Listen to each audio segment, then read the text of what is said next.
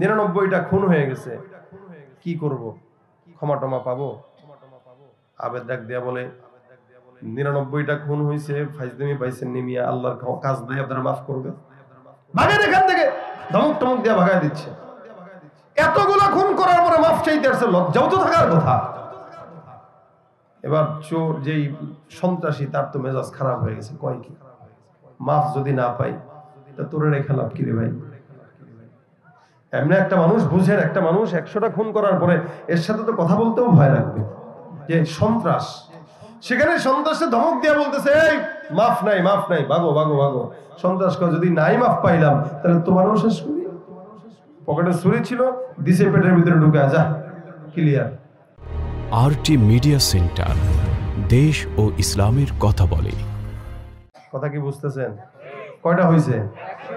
বাড়ছে না? তাও তো বলতে পারতো আল্লাহ 99টা নামের উসিলায় 99টা খুন মাফ করে দিও, এত একটা বেড়ে গেছে। এখন কি করবে বেচারা? দৌড়তে দৌড়তে দৌড়তে দৌড়তে যায়, আরেকজন আলেমের কাছে যায়, ডাক দিয়া বলে হুজুর 99টা খুন করেছিলাম, আপনার মতো একজনের কাছে গেছিলাম মাফ পাওয়ার জন্য, কিন্তু বলে মাফ নাই, মেজাজটা গরম হয়ে গেছে, ওইটাও মেরে ফেলছি। এখন আপনার কাছে আসলাম, বলেন তো হুজুর ক্ষমা পাবো কিনা? হুজুর কয় কোনো টেনশন নাই, ক্ষমা হয়ে গেছে। সুবহানাল্লাহ। এবার সন্ত্রাস ডাক দেয়া কয় হুজুর ভয় পাইছেন নাকি? আপনারা মারবো না, আপনি সত্যি করে বলেন আমি আসলেই ক্ষমা পাবো কিনা? আলেম ডাক দেয়া বলতেছো ভাই তুমি খুন করছো কয়টা? বলে 99টা। মনে রাখবা 99টাও নয়, 1 কোটিটাও যদি করো, তুমি খুন করতে করতে করতে করতে তোমার সীমানা যেখানে শেষ হয়ে যাবে, আসমানের মালিক আল্লাহ পাকের সীমানা সেখান থেকে শুরু হয়ে যাবে। সুবহানাল্লাহ। তুমি পারো করতে মোচন অভাব দুঃখী লোকের, তুমি পরম মুক্তি দাতা মালিকে জগতের, তুমি পারো করতে মোচন অভাব দুঃখী লোকের, তুমি পরম মুক্তি দাতা মালিকে জগতের, তোমার কাছে চাই যে পানা, তোমার কাছে চাই যে পানা, আমরা প্রতিদিন তোমার দয়ায় পূর্ণ আমার সারা নিশিদিন। কার দয়া? কার দয়া? কার?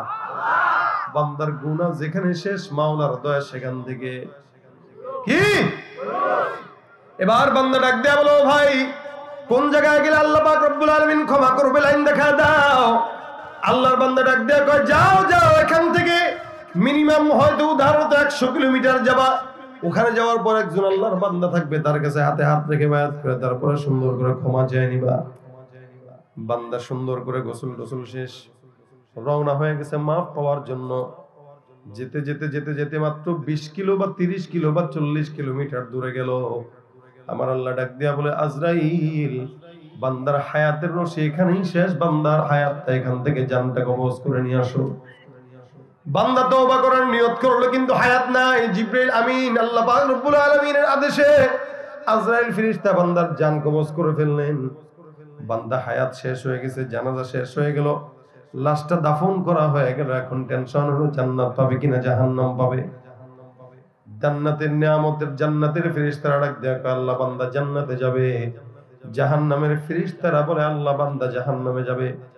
এই বান্দা 100টা খুন করার পর আল্লাহ পাক রব্বুল আলামিন বান্দা কোশ্চিন কালেও জান্নাত পাওয়ার যোগ্যতা রাখে না। আর জান্নাতের ফেরেশতারা বলে আল্লাহ এই বান্দা 100 খুন করার পরেও তওবার নিয়ত করছে, হায়াত যদি থাকতো তওবাও করতো, তুমি মাফও করতা, জান্নাতেও যাইতো। যদিও হায়াত পায় নাই, তার মানে এই বান্দার নিয়তের কারণে বান্দা জান্নাত পেয়ে যাবে। এখন নিয়তের উপর নির্ভর হয়ে যাচ্ছে পুরোটাই। জাহান্নামের ফেরেশতারা বলে আল্লাহ কোনোভাবে এটারে জান্নাতে দেওয়া যাবে না, 100টা খুন করছে, মিনিমাম 100 বছর তো জাহান্নাম পারবে, তারপরেই না মাফ। আল্লাহ কয় ঠিক আছে, দুই দলের মধ্যে ঝগড়া লেগে গেছে, এখন ঝগড়াঝাটির দরকার নাই, থামো। বান্দা যে বাসার থেকে তওবার দরজা পর্যন্ত রওনা হয়ে গেছে, রওনা ছিল, এই বান্দার বাসার থেকে তওবার দরজা পর্যন্ত রাস্তা ছিল কতটুকু দেখো। উদাহরণস্বরূপ ফেরেশতারা কয় আল্লাহ 100 কিলো রাস্তা, আমার আল্লাহ ডাক দেয়া কয় 100 কিলোর মধ্যে বান্দা কতটুকু গেছে দেখো, যদি বান্দা বেশি যায় বান্দা জান্নাতি, আর যদি বান্দা কম যায় বান্দা জাহান্নামী। আসলে বান্দা মাত্র অল্প রাস্তা গিয়েছিল, বেশি রাস্তা পর্যন্ত যেতে পারে নাই। আমার আল্লাহ পাক রব্বুল আলামিন ডাক দেয়া বলে ফেরেশতার দল, একদল ফেরেশতা বান্দার বাসার থেকে জান্নাতের রাস্তা পর্যন্ত মাপো। আমি আল্লাহ পাক রব্বুল আলামিন বললাম যেদিকে এই রাস্তা বেশি ওই বান্দাকে সেদিকেই জান্নাত অথবা জাহান্নামে ঢোকায় দাও। জাহান্নামের ফেরেশতারা মহা খুশি, বান্দার রাস্তা হয়তো মনে হয় কমই হবে কারণ বান্দার গুনাহ বেশি। আল্লাহ পাক ফেরেশতাদেরকে দিয়ে রাস্তা মাপা করা শুরু করে দিলেন। এদিক দিয়ে ফেরেশতারা রাস্তা মাপা শুরু করে দেয়। আমার আল্লাহ ডাক দিয়া বলে হে জমিন, আমি আল্লাহ পাক রব্বুল আলামিন আদেশ দিলাম, আমি আল্লাহর আদেশে এই বান্দার রাস্তাটা জান্নাত পর্যন্ত দীর্ঘ লম্বা হয়ে যায়। জান্নাত চির সুখেরই ঘর, জান্নাত চির সুখেরই ঘর, ওগো জানতে যদি তুমি মায়া ঘেরা রঙিন পৃথিবী নয় তো সুখের খনি। আল্লাহু আকবার, আল্লাহু আকবার। একটা বান্দা গুনাহ করছে, আল্লাহ কয় ঠিক আছে, যেহেতু ফেরেশতারা টানাটানি শুরু করছে জান্নাতে নিবে নাকি জাহান্নামে নিবে, তাহলে রাস্তা মাপো। জান্নাত পর্যন্ত রাস্তা, তওবার রাস্তা যদি লম্বা হয় জান্নাতে, আর যদি কম হয় জাহান্নামে। রাস্তা মাপতে আদেশ করলেন, এদিক দিয়ে জমিনকেও বলে দিলেন জমিন আমি অর্ডার করলাম বান্দার রাস্তা দীর্ঘ হয়ে জান্নাত পর্যন্ত চলে যাও। তার মানে বোঝা গেল আমার আল্লাহ চায় না বান্দা জাহান্নামে যাক, ঠিক কিনা বলেন? আমার আল্লাহ চায় বান্দা কোথায় যাক? কোথায় যাক? আমরা কোথায় যাব? জোরে বলেন, কোথায় যাব? ইনশাআল্লাহ। আরে আমাদেরকে দিবে না তো কাকে দিবে? এই ফিতনার জামানায় চতুর্দিকে এত গান বাজনা, এত গুনাহের আসবাবের মধ্যে আল্লাহ আমাদেরকে এখানে বসাইছেন, তার মানে আল্লাহ মহব্বত করেন। কি বলেন, ঠিক না? আল্লাহ আমাদেরকে মহব্বত করেন বিধায় এখানে বসাইছেন, যাদেরকে করেন না তাদেরকে দোকান পাঠে রাখছেন। কথা কয় না? আমাদেরকে মহব্বত করেন বিধায় এখানে আনছে। এজন্য আল্লাহ যেহেতু মহব্বত করে ইনশাআল্লাহ জান্নাতে নিবে ইনশাআল্লাহ। তবে আমাদের দিলটাকেও ওই বাচ্চার মতো পবিত্র রাখতে হবে, তওবার নিয়ত ধারালতে করা দরকার। অনেক বড় একজন তাবেঈ ছিলেন, দেখেন আল্লাহ যে আমাদেরকে মহব্বত করে। অনেক বড় একজন তাবেঈ ছিলেন আতা ইবনে আবি রাবাহ। এই আতা ইবনে আবি রাবাহ রাহমাতুল্লাহর একটা দাসী ছিল। উনি একদিন রাত্রিবেলা ঘুম থেকে জাগছেন, রাত ৩টার দিকে ঘুম থেকে জেগে দেখে উনার খাদেমা দাসী আল্লাহর কাছে বলতেছে, আল্লাহ তুমি যে আমারে ভালোবাসো এই উসিলায় আমারে ওই জিনিসটা দান করো। আতা ইবনে আবি রাবাহ বলে, এটা কি দোয়া করতেছো? আল্লাহ তোমারে ভালোবাসে বলছে কে? তুমি বলো এটা বলো যে আল্লাহ আমি যে আপনাকে ভালোবাসি, এটার বিনিময়ে আপনি ওইটা দেন। না না না, আমি কি ভালোবাসি আল্লাহকে, আমার দিলে একটু, আমার ভালোবাসাও একটু, আল্লাহর দিল এত বড়, আল্লাহর ভালোবাসা এত বড়। তাহলে আল্লাহ পাকের দিলও বড়, ভালোবাসাও বড়।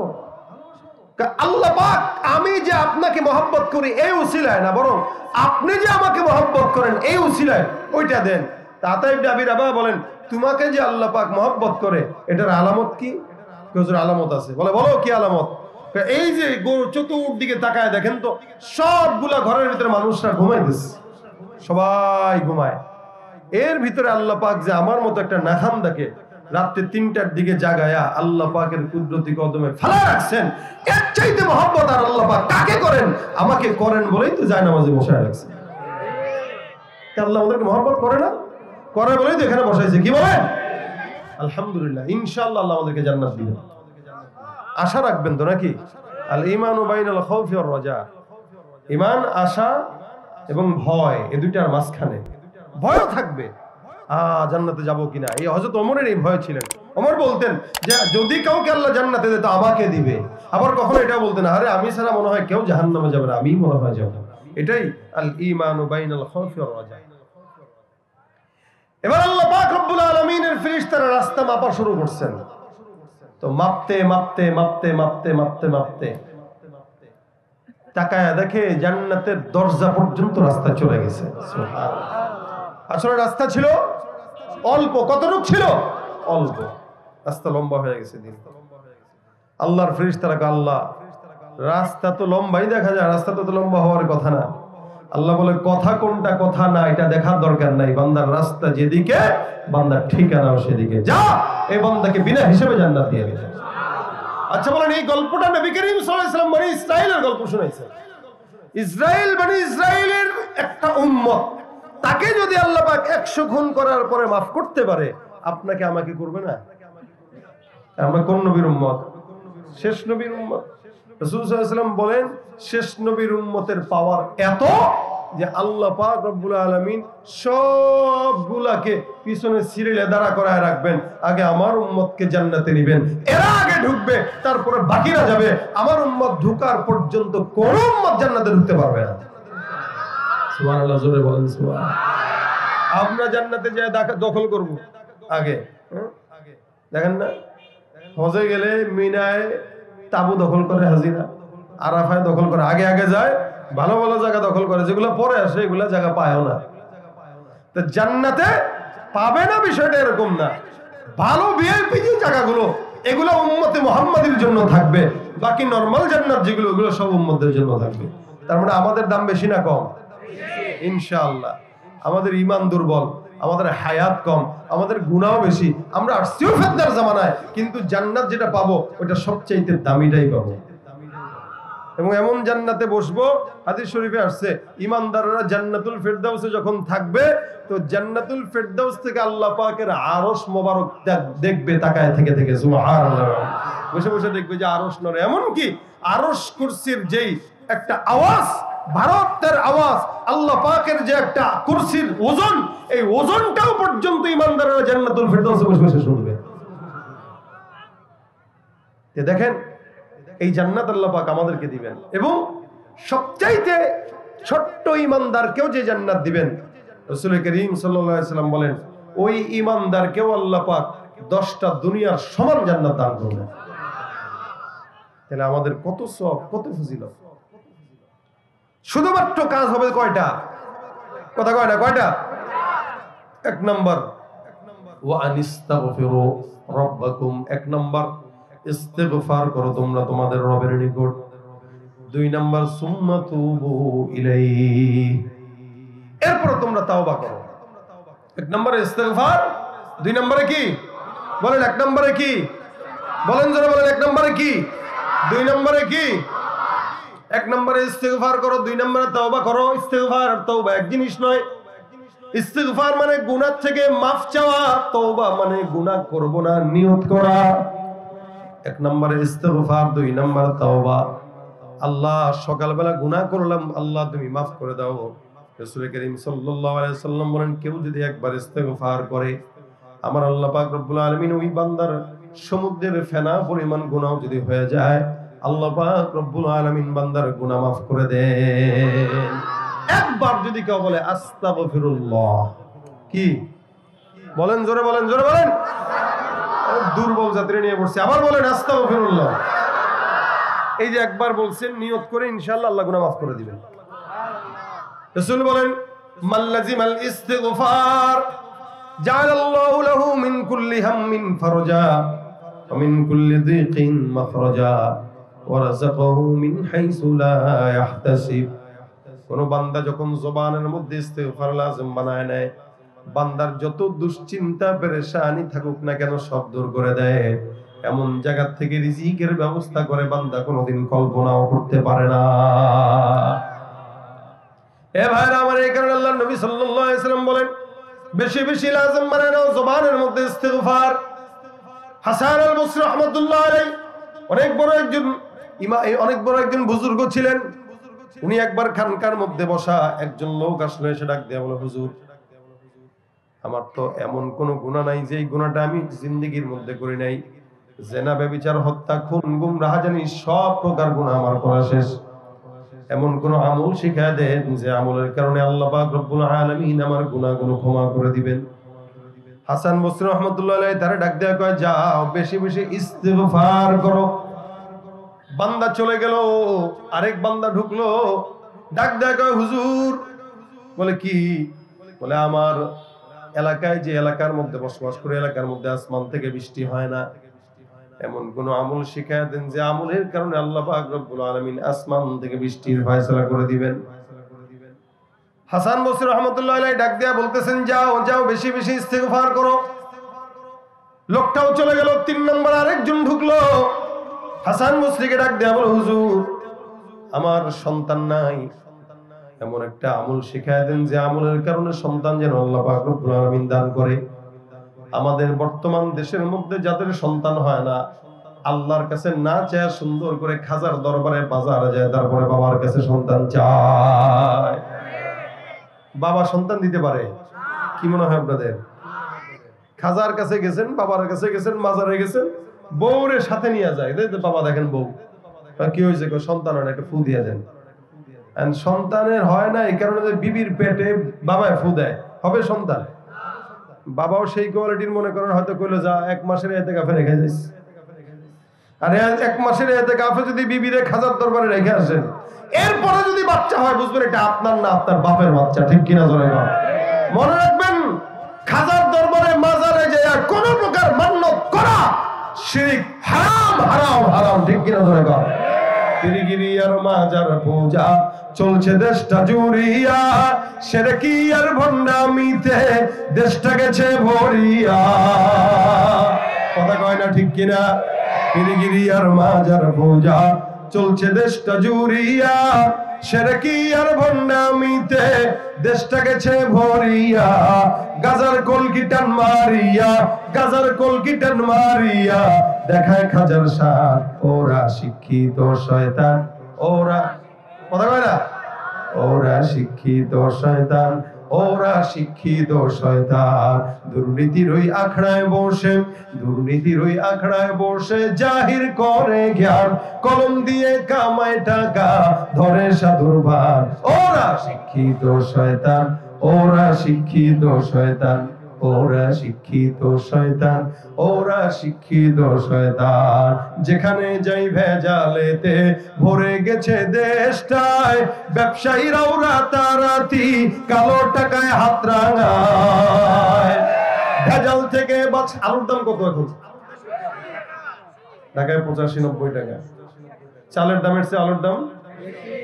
কৃষকরা কি দাম পায়? আপনারা পান দাম? যারা কৃষক আছেন, কৃষকরা কষ্ট করে দাম পায় না, ধান্দাবাজদের পকেট ভরে। মুরগি পারে ফ্রি ডিম, আর এরা করে ধান্দা, ঠিক কিনা ধরে কর। মুরগি কথা বলতে পারলে বলতো, বেটা আমি যেটা ফ্রি পারি এটা নিয়ে তো রাজনীতি করস, 10 টাকা আজকে থেকে না দিলে ডিম পাড়া বন্ধ, দেখুন খাস কি। কি বলেন ঠিক না? সিন্ডিকেট করে করে এই দেশের জনগণের পকেটের টাকা হাতিয়ে যারা নিচ্ছে, সবচেয়ে বড় চোর হচ্ছে তারা, ঠিক কিনা ধরে কর। যেখানে যাই ভেজালেতে ভরে গেছে দেশটায়, ব্যবসায়ীরাও রাতারাতি কালো টাকায় হাত রাঙায়। ভেজাল থেকে বাঁচতে হলে, ভেজাল থেকে বাঁচতে হলে খোলা রাখো কান, ওরা শিক্ষিত শয়তান, ওরা, ওরা শিক্ষিত শয়তান, ওরা শিক্ষিত শয়তান। শিক্ষাঙ্গনের দিকেও বাইরে দেখো না চোখ মেলিয়া, ছাত্ররা সব বই ছাড়িয়া থাকে শুধু প্রেম লইয়া। অস্ত্র সেতু সঙ্গের সাথী, অস্ত্র সেতু সঙ্গের সাথী, হইতে মাস্তান, ওরা শিক্ষিত শয়তান, ওরা শিক্ষিত শয়তান, ওরা শিক্ষিত শয়তান, ওরা শিক্ষিত শয়তান। আছে না নাই? বাবার কাছে সিজদা দেওয়া যাবে, সন্তান দেওয়া যাবে, টাকা চাওয়া যাবে, যা কিছু চাওয়া লাগে কার কাছে? হাসান বসরি বলেন সন্তান নাই, আল্লাহর কাছে বলো আস্তাগফিরুল্লাহ কও।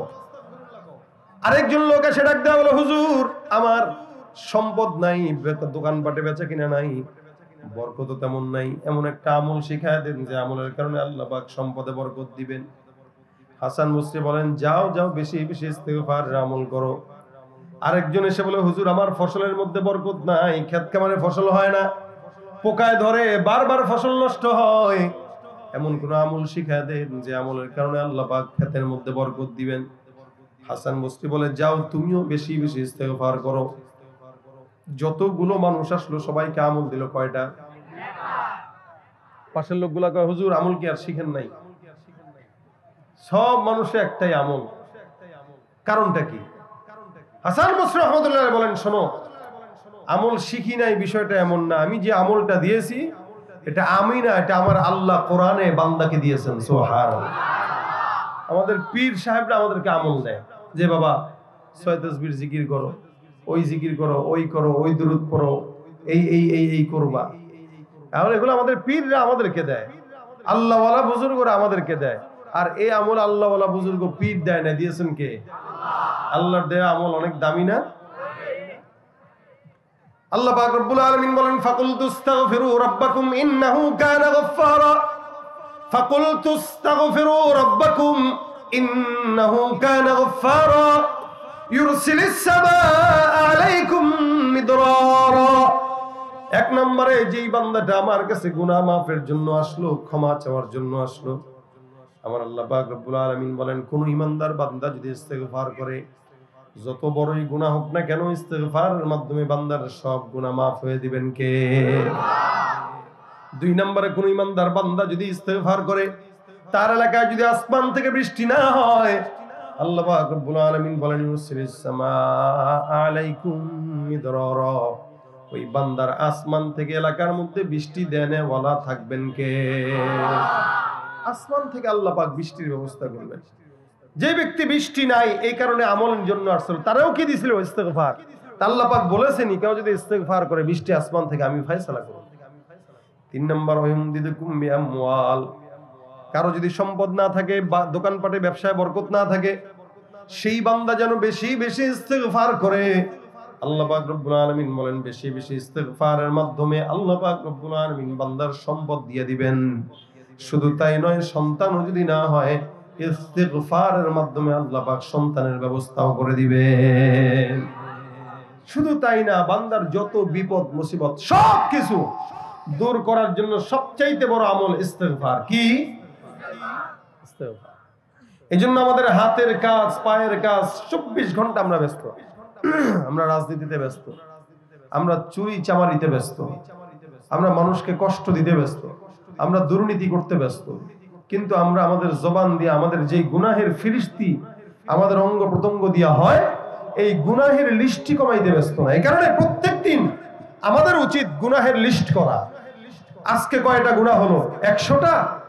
তো আগামীকাল একটা কমায় দেই, পরের দিন আরেকটা কমায় দেই। এভাবে কমাইতে কমাইতে একদিন একটা গুনাহ কমাবো, আর আরেকটা নেক বাড়াবো।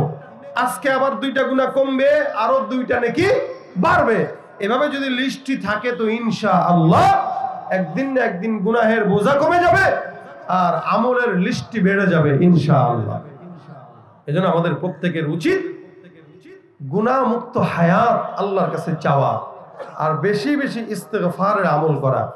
যত বিপদ মুসিবত যা কিছু আছে, এই বিপদ মুসিবত থেকে হেফাজতের জন্য সবচেয়ে বড় আমল হলো আস্তাগফিরুল্লাহ। বলেন কি? ইস্তেগফার করেন, মুসিবত দূর হবে। ইস্তেগফার করেন, বালা মুসিবত চলে যাবে, অভাব দূর হয়ে যাবে, রিজিকের ফয়সালা করে দিবেন আল্লাহ। এমন কি আল্লাহ পাক আপনাকে মুস্তাজাবুদ দাওয়া বানায় দিবেন। সুবহানাল্লাহ। আল্লাহ পাক আমাদেরকে আমল করার তৌফিক দান করুন। বলেন আমিন।